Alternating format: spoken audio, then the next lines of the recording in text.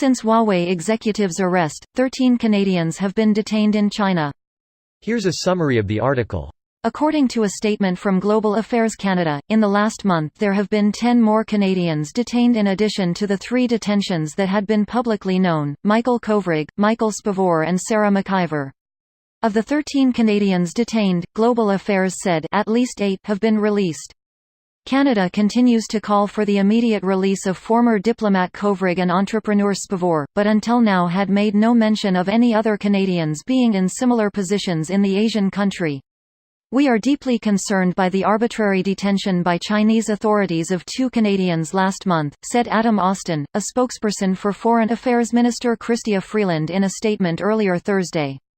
The federal government has yet to update its travel advisory for Canadians heading to, or who are already in China, though the current instruction is to exercise a high degree of caution. On Thursday, the United States issued an updated security statement, advising its citizens to exercise increased caution in China due to arbitrary enforcement of local laws as well as special restrictions on dual U.S.-Chinese nationals. Global Affairs says that an estimated 200 Canadians overall have been detained in China for a variety of alleged infractions. That number has remained relatively stable despite the recent high-profile arrests of Spavor and Kovrig.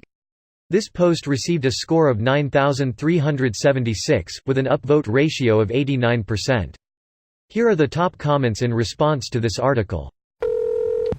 Sue with no point of reference, is this the same amount as they usually detain?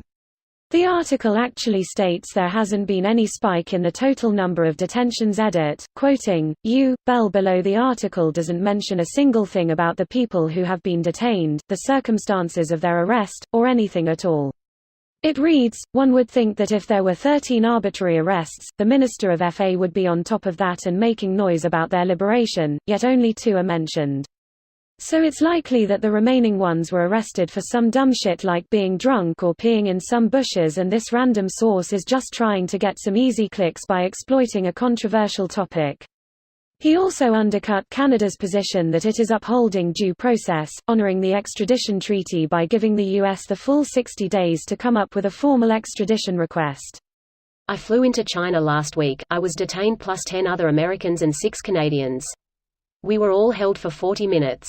We were all held slightly behind the customs line. They kept moving the passports between the customs desk. It was really weird, and it was especially isolated to Americans and Canadians. The Canadians seemed especially more nervous, because probably of what they heard. Many of the Chinese customs agents said our connecting flight didn't exist, but oddly found it later. It was weird, and a bit nerve-wracking. They just want to fuck with you. That's how it is in China. I was stopped for more than 5 hours at the airport in Dallas coming from Spain. Is that how is USA too? Also, wasn't released until just after my connection flight left and had to spend the night there. Greater than is that how is USA too? It can be. They fuck with some nationalities more than others. I suspect China does too. The article doesn't mention a single thing about the people who have been detained, the circumstances of their arrest, or anything at all. It reads, one would think that if there were 13 arbitrary arrests, the Minister of FA would be on top of that and making noise about their liberation, yet only 2 are mentioned.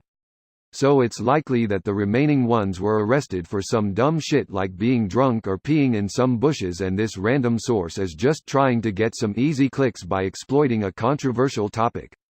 Even the original 2 Canadians who were detained were related to spy biz. They were facilitating celebrity visits to meet Kim Jong-un and likely providing the US and Canada intelligence on North Korea.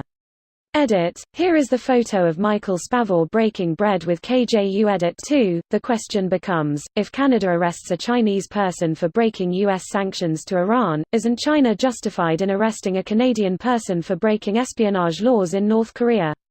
Edit 3, it's worth noting that right now, the only side that has explicitly made this political rather than legal is the US, whose president offered his powers of prosecutorial discretion re Huawei's CFO as a bargaining chip in the Sino-US trade talks. He also undercut Canada's position that it is upholding due process, honoring the extradition treaty by giving the US the full 60 days to come up with a formal extradition request. This video was automatically created by Reddit to Speech. The article and comments in this video were selected from Reddit according to their upvotes, and any paraphrasing was performed by smmry.com, without any human intervention.